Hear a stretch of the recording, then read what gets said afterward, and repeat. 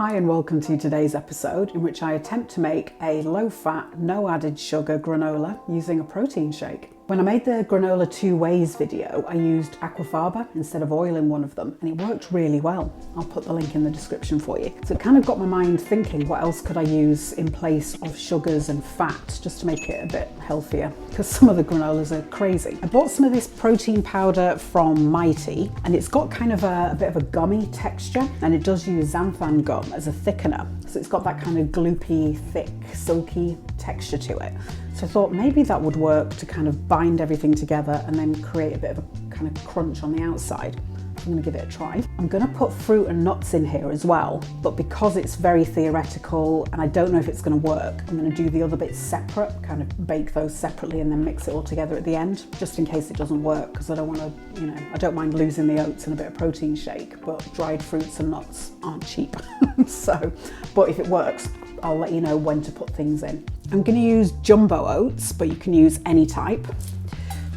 I just really like these ones because they're nice and big and they've got great texture to them. With the aquafaba granola that I did, it was the ginger, chocolate and orange. I used buckwheat groats as well, which I've never baked before, and they go kind of crunchy and crisp. So I'm going to pop some of those in. I'm also going to pop in some millet, so it's like a pale yellow grain. I've cooked it a couple of times, but it goes very kind of gloopy, so I don't think I cooked it right. But if you keep budgies, I think you put like stalks of millet in there for them to nibble on.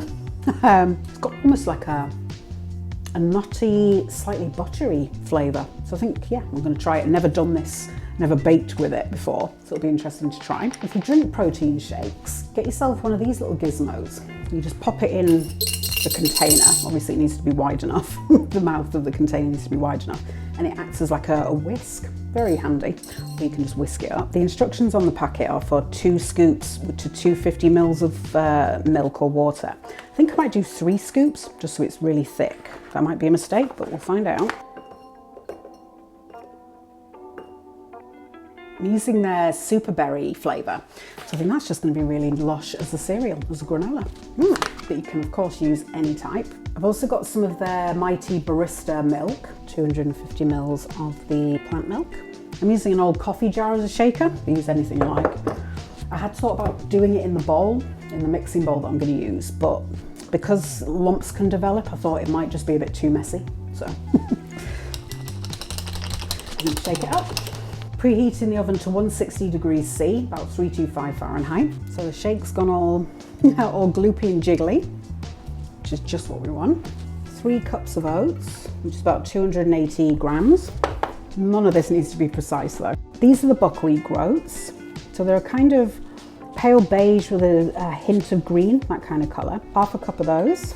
That's about 90 grams. And here's the millet, so sort of a pale golden colour.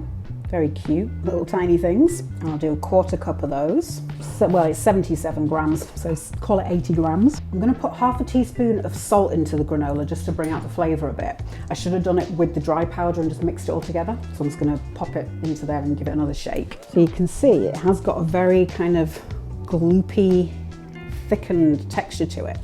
So I've got good hopes that this is going to work. Might have been too much salt, maybe do 1/4 teaspoon. I'm lining a baking pan with a silicone sheet for the granola. And this is just to stop it sticking into the tin, make clean up a bit easier. Just wedge it in there and we'll mix these together.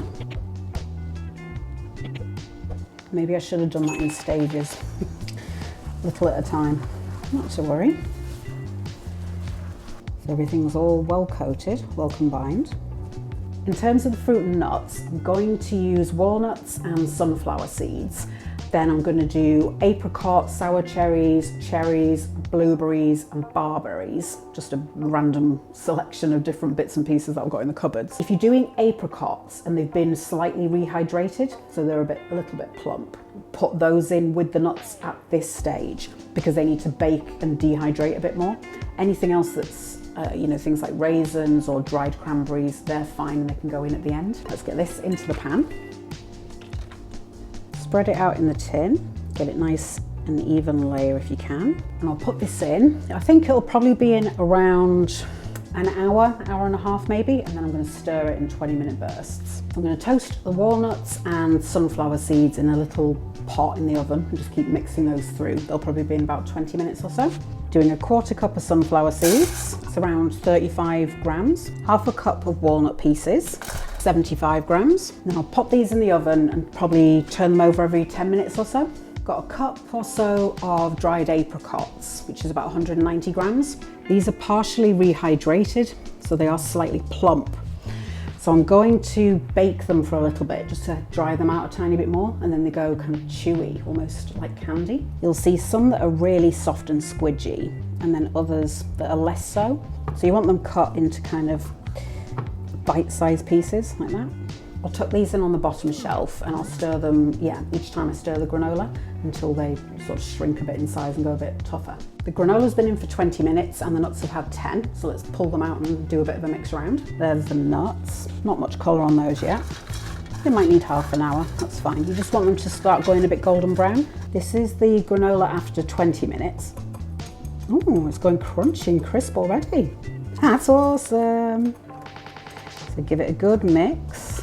So I think my idea is going to work, which is amazing. Yes, I'm very happy about that. And it looks like I'm going to get kind of crumbles. I'm going to pop in some other dried fruits, and the bigger ones I'm just going to chop down a little bit, just so they're a tiny bit smaller, and kind of spread it out more in the granola.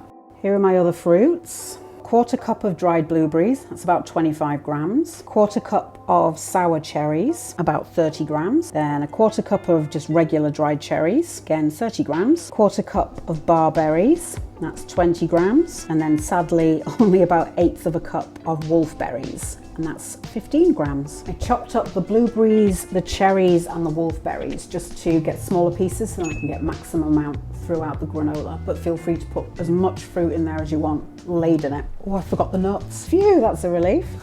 So yeah, just give them a little stir, make sure everything's even, which it is. That's about what you want, just a light toasting on it. And that's really just to kind of boost the flavour a bit. And I'll just let them cool in the pot. I think the apricot singed a little bit. I'm just pulling out the worst of the apricots because the sugar content is so high. It goes very bitter when you burn it. I think it should be okay as is. So I'll just let these cool down. If you're going to do them this way separately, just stir them every kind of 10 minutes. But I just got wrapped up in doing the other fruit that I completely forgot. This is after 40 minutes in the oven, and we can see it's starting to become that beautiful kind of toasted, darker brown. So give it another mix, and you can hear the texture of it.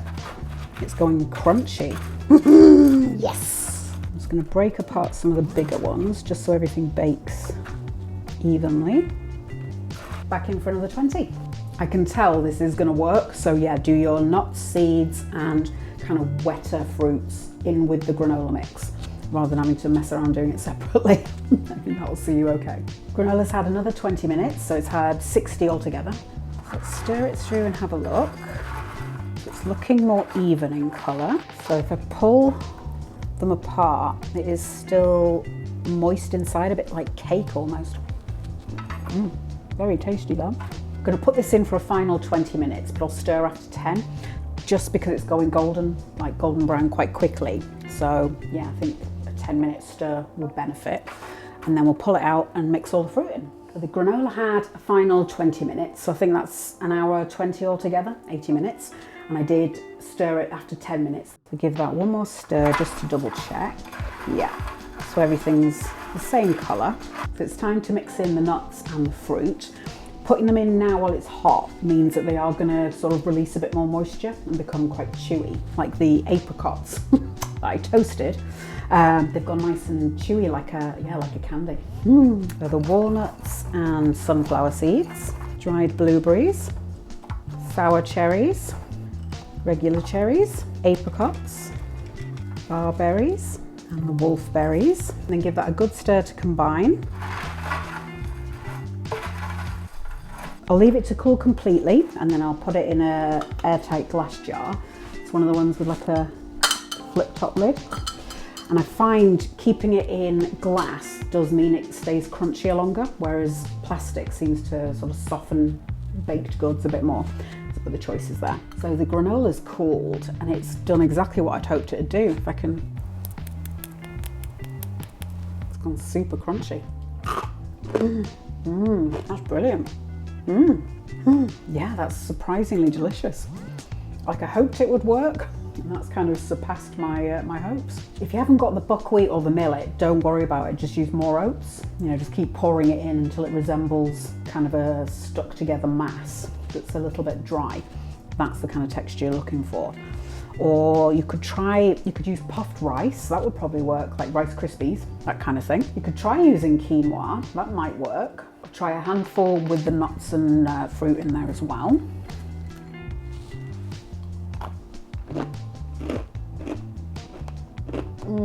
That's amazing. The protein powder uses stevia as a sweetener, and there's a very slight aftertaste there, but putting the fruit in there, that kind of completely knocks out the aftertaste. Not that it's unpleasant or anything, but it's there.